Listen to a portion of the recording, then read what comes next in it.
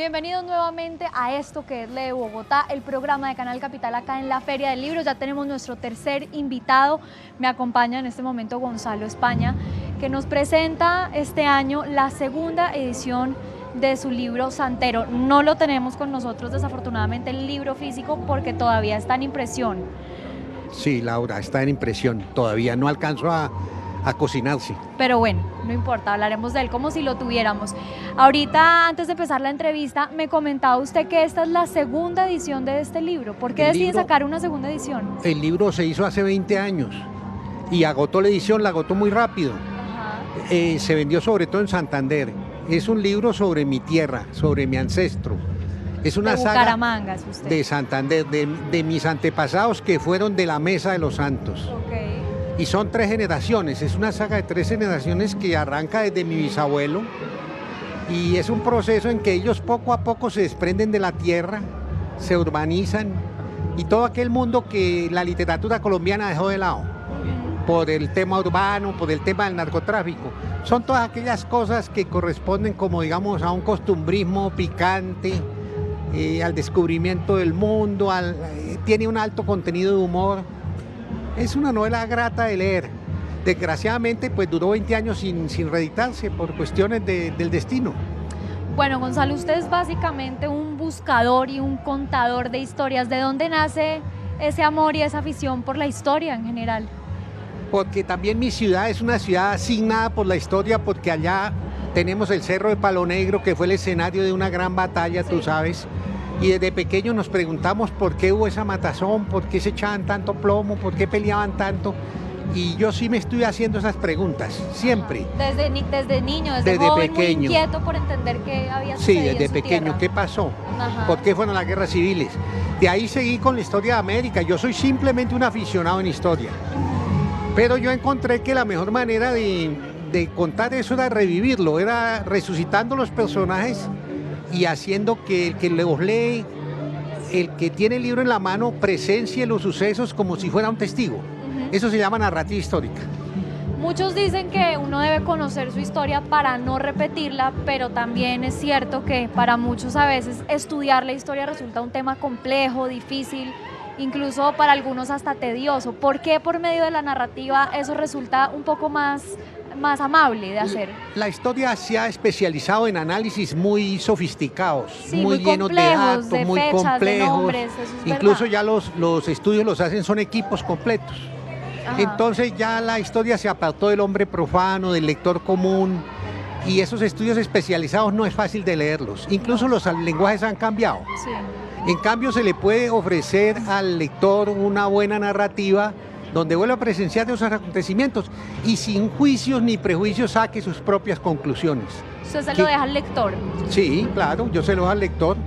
No que los españoles fueron crueles, no, saque sus conclusiones, pero ante todo que la historia sea un elemento divertido, caluroso, cercano, que atine a explorar los sentimientos que ya no existen de esa gente, los dramas que vivieron, las caras que ya no conocemos. Sí, sobre todo porque por medio de un lenguaje un poco más amable y más cercano a la gente, es que uno puede, por ejemplo, interesar a los estudiantes a que se interesen por su país, a que quieran su historia, a que de verdad le encuentren gusto, pues, a lo que ha pasado en Colombia. La narrativa histórica se está extendiendo por todo el mundo, sí. y ha logrado grandes autores, especialmente en España tienen unos escritores de primera línea, pero en todo el mundo. Y la narrativa histórica se ha ido a cosas muy lejanas, el lejano Egipto, Roma, todas estas cosas.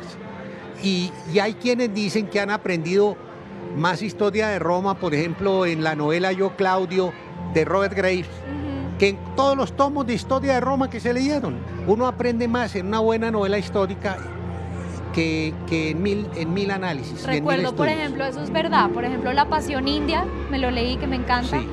Eso que usted dice es cierto. Cuando uno logra ponerle una cara al personaje, cuando uno logra situarlos en un contexto más cercano a uno se interesa verdaderamente por lo que sucedió en aquel lugar. Ya es una corriente muy grande, digamos casi que académica, que se llama la historia tranquila.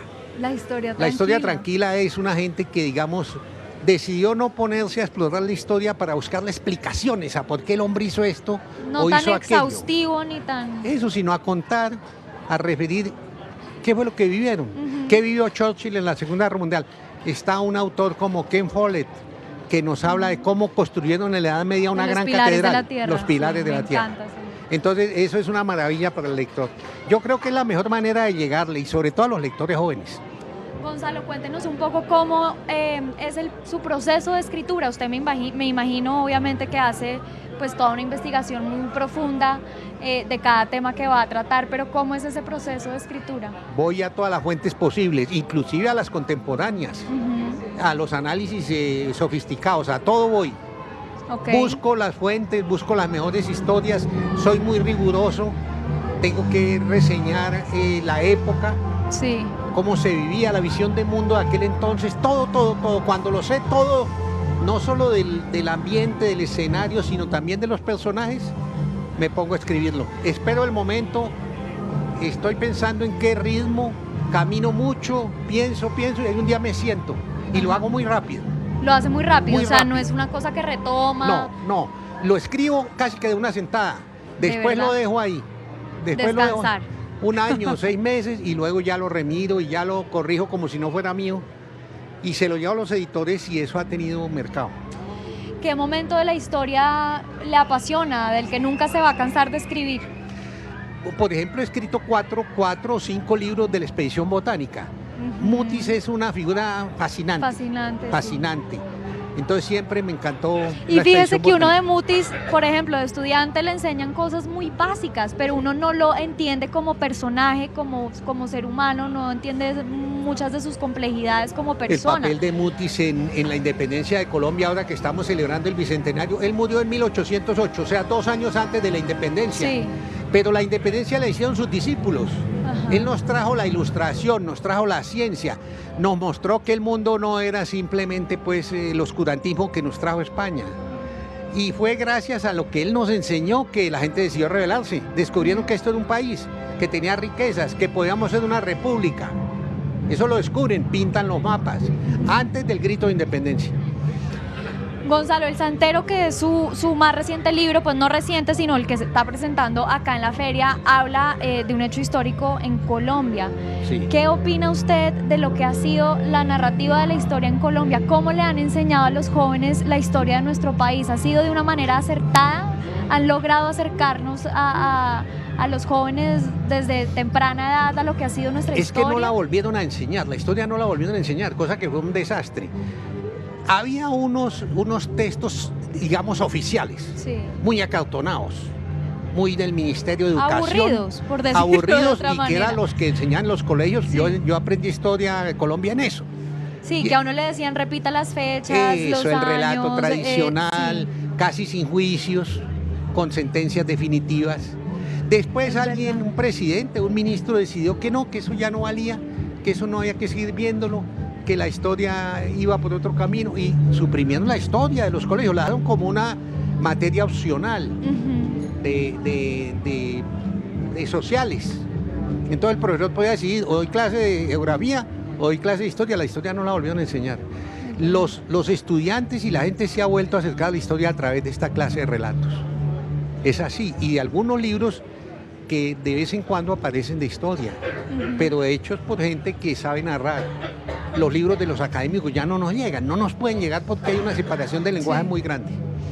Gonzalo, pues admirable, la verdad, me parece una hazaña lo que usted hace, realmente lograr acercar la historia a la gente que se interese, que le gusta, que la quiera sobre todo, porque no es una tarea fácil. ¿Cuándo es que va a presentar su libro?